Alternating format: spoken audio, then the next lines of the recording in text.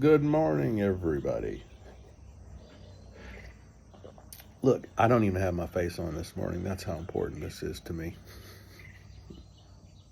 Guys, look, in the wild, when we find a wolf kill, a lot of the times the face of the animal, the prey animal, will be marred up. Why? Well, that's because the wolves know that if they can pull that head down, that whole body will fall. And it makes it a lot easier for them to drag down that animal. A lot of prey animals will do this. Big cats, for instance, like to choke or grab by the throat and pull down because they know if they can control where that head goes, that body will fall with it. In high school wrestling, we used to say, control the head, control the man. In martial arts, we used to say, where the head goes, the body follows. Now, I want you to think about that for a hot minute. Think about it. Are you thinking about it? This is where I and you and a lot of people struggle. When we allow the negativity of this world around us, when we allow ourselves to constantly be inundated with negativity, where the head goes, the body follows. The same way with your business. When you're constantly looking at problems after problems, you're never seeing possibilities. You're never looking at these things like challenges to overcome. You're just looking at them just like it's just another problem. And the head of that business is going down, and it can't help but the body for it to follow it. The rest of that business will fall if the head of that organization is sick. So I want to encourage you today. Where is your thinking? How are you looking at things? Has life become so complicated and overwhelming that it's got your head down? Because let me tell you something, it's an avalanche, right?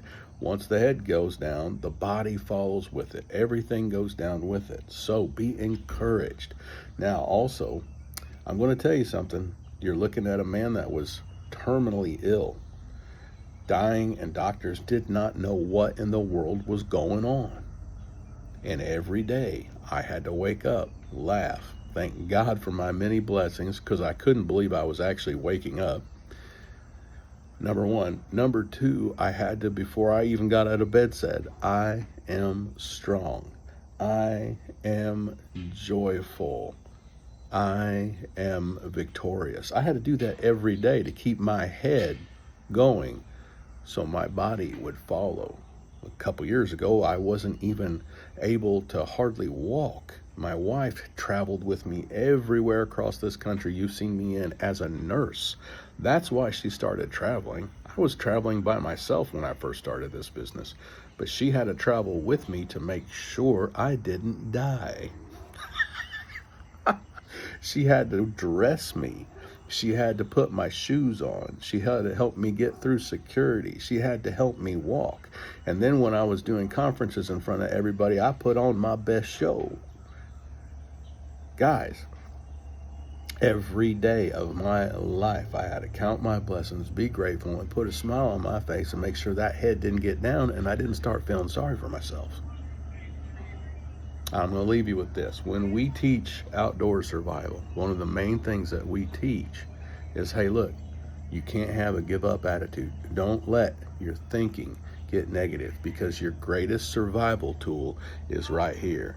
It's not a flint and steel. It's not a good knife. It's this right here. This right here. So keep that thing up this week. Make sure you know where your thinking is. Keep that head up, and keep the head up of those around you, because where the head goes, the body follows.